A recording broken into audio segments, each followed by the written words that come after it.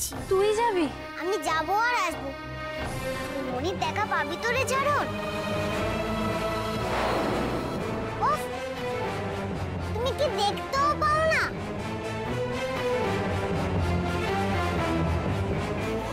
কি হলো? আমি কথা ঢুকছে না? শুনতে পাচ্ছি তো, কিন্তু সেটা তোমাকে বলবো না, ফুলমণিকে বলবো। ফিরোজা, তোমার এই ঋণ আমি সারা জীবনেও শোধ করতে পারবো না। তুমি আমার মেয়েটাকে এই অবস্থায় আশ্রয় দিয়েছো, আমি তোমার কাছে আজীবন কৃতজ্ঞ থাকবো। ফিরোজা, এসব আপনি কি বলছেন? কৃতজ্ঞতা, ঋণ, এইসব যে অনেক বড় শব্দ। আচ্ছা আপনি বলুন তো, মানবিকতা বলেও কি কোনো শব্দ থাকতে নেই? আজ আমি সোনালীর জন্য যেটুকু যা করেছি সেটুকু মানুষ হিসেবে আমি আমার কর্তব্য থেকেই করেছি, না হলে আল্লাহর কাছে আমি কি জবাব দিতাম? তুমি খুব ভালো ফিরোজাদি, একদম অন্যরকম। এই তো ঝাড়নের ফুলমণি সোনালী মাসিকে নিতে এসেছে। হ্যাঁ সোনা, আমি তোমার সোনালী মাসিকে নিতে এসেছি। এই তোরা দুজন এখানে? ঝাড়ন কোথায়? ঝাড়নকে দেখছি না। ঝাড়ন কোথায় মানে? ঝাড়ন তোমাদের কাছে যায়নি? আমার কাছে? কখন? ঝাড়ন তো তোমাদের বাড়িতে গেছে তোমাকে ডাকতে।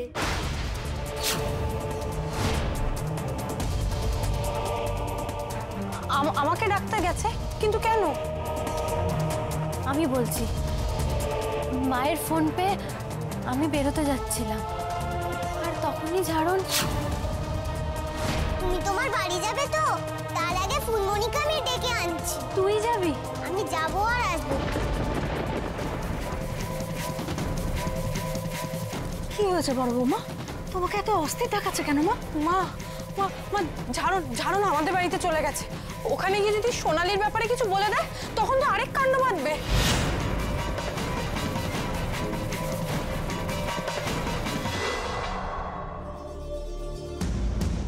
তাই ফিরোজা মাসির বাড়ি যেতে হবে কেন? কি হয়েছে ফিরোজা মাসির? ফিরোজা মাসির কিছু হয়নি গো, সোনালী মাসির হয়েছে।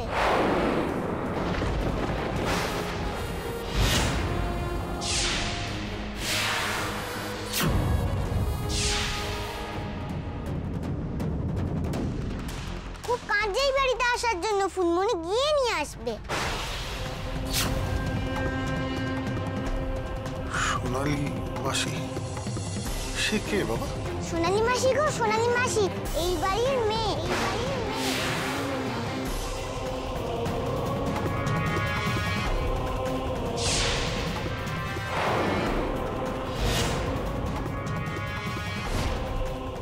কাল রাতের বেলা যাকে আমরা রেল ব্রিজের ওখান থেকে পুরো বস্তিতে নিয়ে এলাম।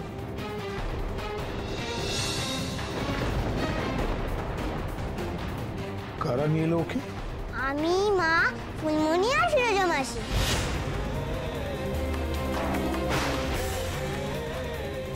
সোনালী মাসি খুব কাঁদছিল গো। মামুনি, কাল ফুলমণি তোদের বস্তিতে কখন গিয়েছিল রে? তখন তো অনেক রাত, ফুলমণি ট্যাক্সি করে গিয়েছিল।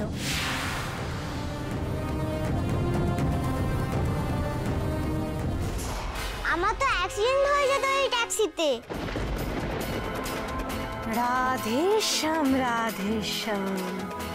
দিদি, কদিন ধরে কি একটা কথা শুনছিলাম না, যে ভরসা আর বিশ্বাসের শেষ কথা নাকি এই বাড়ির বড় বউ, মানে দেবরায় বাড়ির বড় বউ।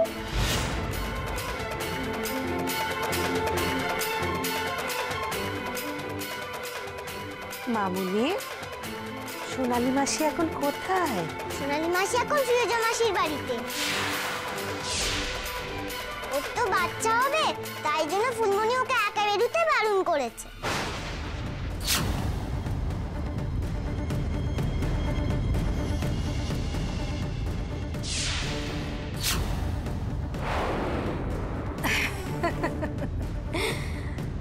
তাহলে তো ঠিক কাজই করেছে।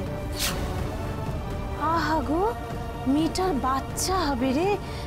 মেজদা, তাহলে তো আমি যা দেখছি বড় বউ এই বাড়ির সকলকে অমান্য করে, বাড়ির সমস্ত নিয়ম ভেঙে সবাইকে বোকা বানিয়ে সোনালির হাতটা যে ধরেছে, একদম ঠিক কাজ করেছে। কি মেজদা, তাই না? হ্যাঁ, এটা তো একদম হক কথা। আরে এটা তো আর বাড়ির বোন নয়, এটা হচ্ছে বাড়ির মেয়ে, তার উপর আবার পোয়াতি। সে যার কাছেই মরে গিয়ে থাক না কেন, কিন্তু ঘরের মেয়ে সসম্মানে বেঁচে ঘরে ফিরবে, এর থেকে বড় কথা আর কি বা হতে পারে বলতো? না না, আর যাই বল, বড় বউর কিন্তু দায়িত্ব জ্ঞান আছে, তাই না সুনীল? তোমরা একটু থামবে? না না, আমি একটা কথা বুঝতে পারছি না, একটা বাচ্চার কথা এত রিয়াক্ট করছিস কেন? ও তো ভুলভালও বলতে পারে। না গো না, আমি কিচ্ছু বলছি না, সব সত্যি বলছি। তুমি ফুলমণিকে জিজ্ঞেস করবে, ফুলমণি তোমাদের সব বলে দেবে যে সোনালি মাসি ফিরোজা মাসির বাড়িতে আছে কিনা। ও ফুলমণি, ফুলমণি তুমি কোথায়?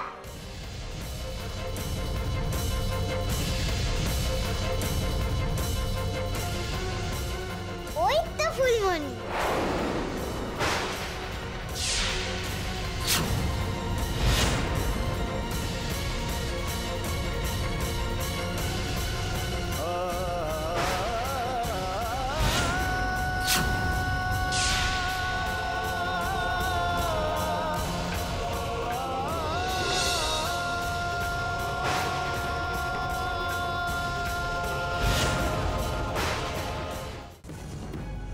ফুলমণি, ওদের আমি সব বললাম, তাও ওরা বিশ্বাস করছে না। তুমি কাল সোনালি মাসিকে আমাদের বস্তিতে রাখতে গিয়েছিলে না?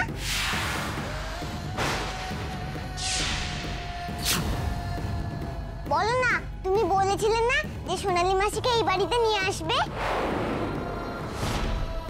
ও ফুলমণি, তোমাকে এখানে ডাকতেই এলাম। সোনালি মাসি খুব কাঁদছিল।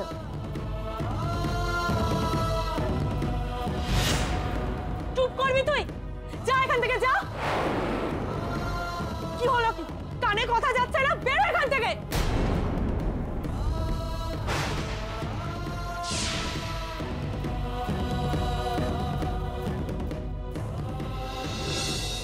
কানে কথা যাচ্ছে না? বেরো এখান থেকে, বেরো এখান থেকে।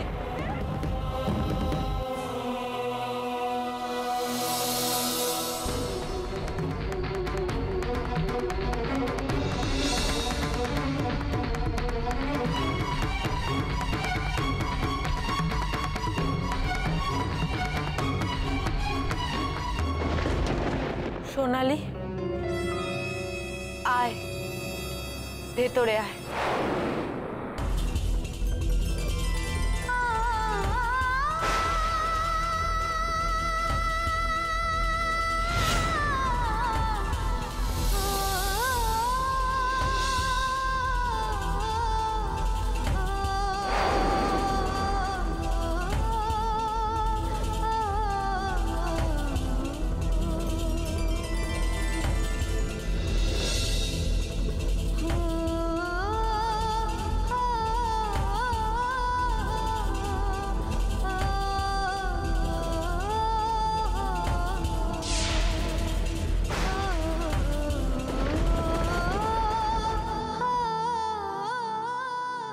বাবা, বাস বাস বাস।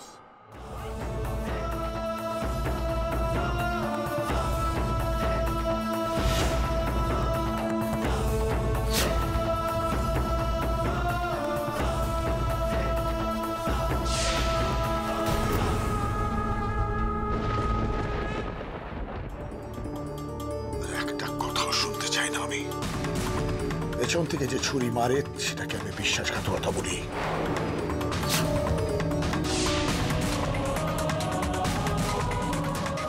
আর যে এই সুনীল দেবরায়ের বিশ্বাস ভাঙে, তার কথা সুনীল দেবরায় কোনোদিন শোনে না।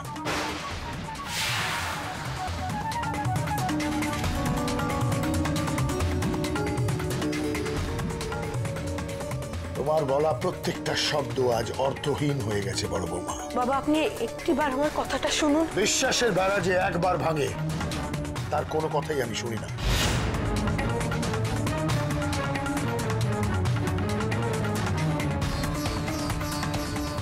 মিথ্যে কথা বলে তুমি আমার চোখের সামনে দিয়ে গেছো, তারপরেও বলছো যে আমি তোমার কথা শুনি।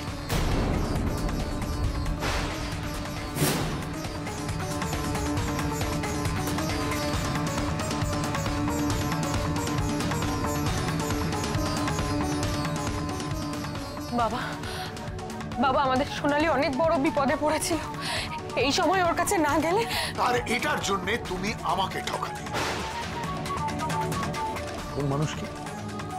যে মানুষ তোমার প্রত্যেকটা কথা বিশ্বাস করে আসছে, এতগুলো লোক সাক্ষী।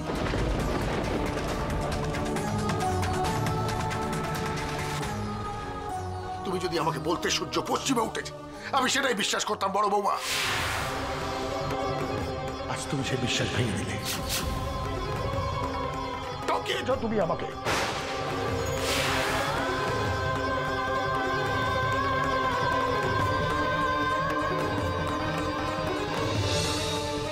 না না না বাবা, আমি ঠকাইনি আপনাকে।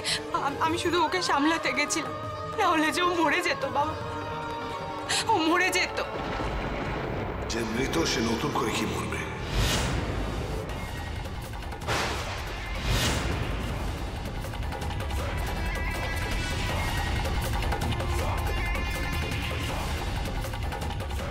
এইসব সেন্টিমেন্ট দেখে নিজের দোষ আড়াল করার চেষ্টা করো না। আমি কিচ্ছু আড়াল করিনি বাবা, আমি সত্যি কিচ্ছু আড়াল করিনি। আমি শুধু ওকে সামলাতে গেছিলাম। ওকে ওর শ্বশুর বাড়ি থেকে বের করে দিয়েছে বাবা। এই সময় যদি আপনারা ওর পাশে না থাকেন, ও কোথায় যাবে, ও কি করবে বলুন? আমার বাড়ি কোনো অনাথ আশ্রম না যে চাইলেই এখানে আশ্রয় পাওয়া যায়।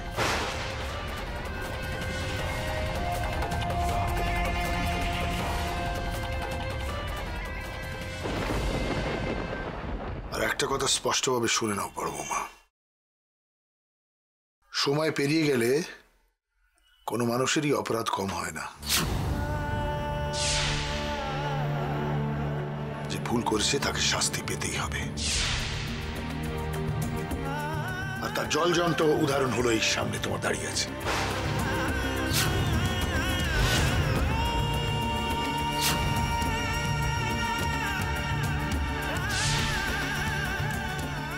তুমি ঠিকই বলেছো বাবা, অন্যায় নয়, অপরাধ করেছি আমি। বাবা আমি জানি, সেই জন্য এই শাস্তি পাচ্ছি এখন।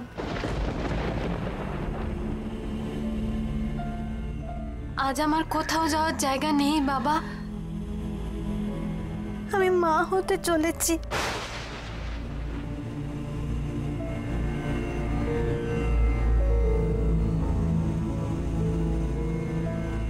আর বিশ্বাস করো, বৌমনির কোনো দোষ নেই।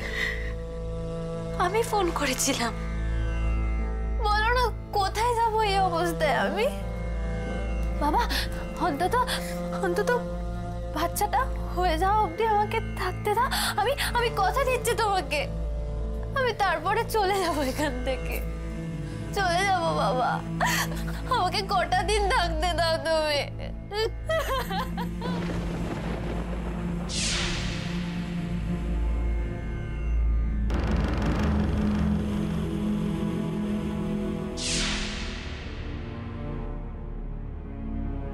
যে বাড়ির দরজা থেকে একটা ভিখিরিকে পর্যন্ত ফিরিয়ে দেওয়া হয় না, সেই বাড়ির মেয়েকে বাড়ির দরজা থেকে এই অবস্থায় ফিরিয়ে দেওয়া হয়, এটা হতে পারে না। তাই তো মেজো বৌদি একদম ঠিক কথা বলেছে। হ্যাঁ গো মেজো বৌদি, আমার সময় ব্যাপারটা একদম আলাদা ছিল, বুঝেছিস? আমি ছিলাম গিয়ে বোন, আর বাড়ি থেকেও পালিয়ে যায়নি, কিন্তু তাতেই আমার জীবন একদম শেষ হয়ে গেল। আর এক্ষেত্রে এটা তো বোন নয়, নিজের সন্তান, মেয়ে বলে কথা। এত নিষ্ঠুর হলে তো চলবে না মেজ বৌদি, তুমি একদম ঠিক কথা বলেছো। আমি বলি কি মেজদা, তুই না মেনে নে, জানিস তো ব্যাপারটা একদম মেনে নে। এই শুনি, দেখ মেয়েটা কিরকম শুকনো মুখে দাঁড়িয়ে আছে। আরে বেচারা, কি রে, আরে মেয়েটাকে কেন কষ্ট দিচ্ছিস?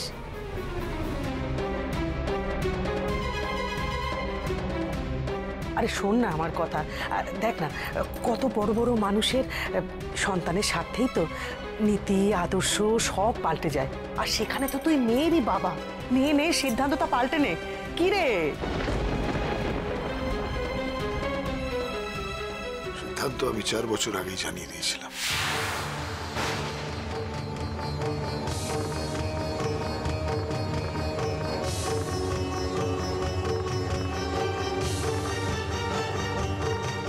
যে 4 বছর আগে আমার এই বাড়ি ছেড়ে চলে গেছিল,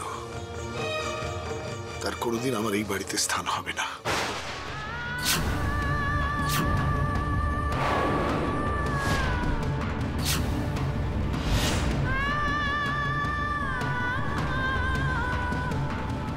কোনোদিন না।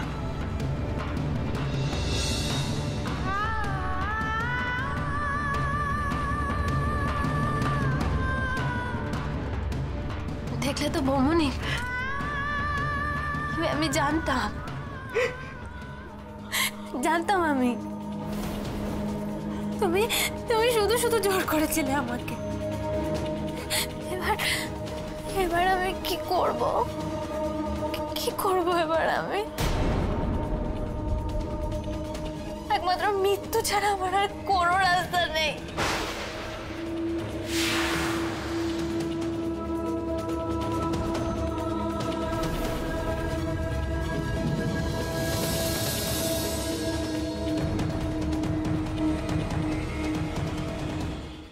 আমার খুব কষ্ট হচ্ছে পীর বাবা। ফুলমণি আমাকে শুধু শুধু বকলো, বললো যে যা এখান থেকে বেরিয়ে যা। ফুলমণি আমাকে কখনো বকে না, ফুলমণি আমাকে সবসময় আদর করে।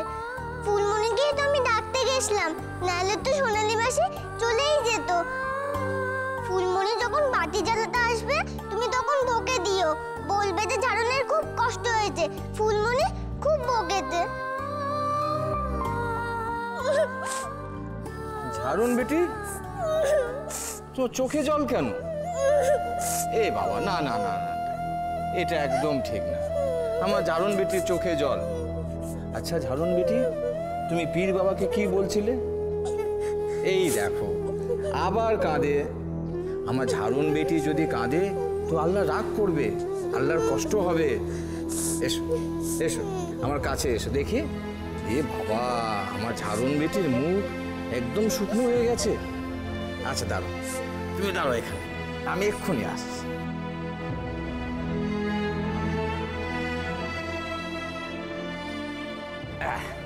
দেখি, নাও হা করো, নাও খেয়ে নাও। বড় বৌমা, আমার মেয়েটার জীবনটা কি এইভাবে শেষ হয়ে যাবে? মা, আমরা এতগুলো লোক দাঁড়িয়ে দাঁড়িয়ে কিচ্ছু করতে পারবো না। আমার মেয়েটার জীবনটা এইভাবে শেষ হয়ে যাবে বড় বৌমা। না মা না। জেঠু জেঠু জেঠু, তুমি কিছু বলবে না?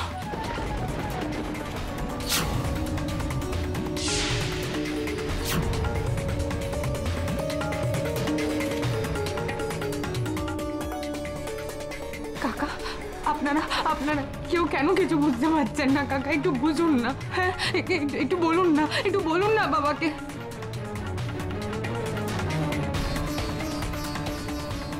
ঠাকুরপো, তুমি বাবাকে কিছু বলবে না? হ্যাঁ, কিছু বলবে না তুমি বাবাকে? হ্যাঁ গো, হ্যাঁ, তুমি তোর বড় দাদা, বলো তুমি তোমার ছোট বোনের জন্য কিছু করবে না? বলো না, তুমি বাবাকে কিছু বলবে না? বলো না। I'm sorry, Madhu. আমি পারবো না, তোমার মতো বিশ্বাসঘাতকতা করতে পারবো না।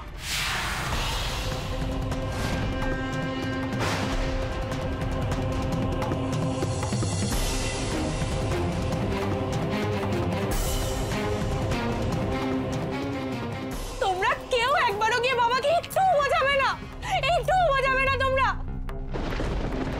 জানতাম এটাই হবে, এটাই তো হওয়ার ছিল। আমি জানতাম। না, এটা কিছুতেই হতে পারে না, আমি হতে দেব না। শোন শোন, কেউ যদি বাবাকে না বোঝায় আমি বোঝাবো। আমি এই অবস্থায় কিছুতেই বাড়ি থেকে যেতে দেব না, কিছুতেই না।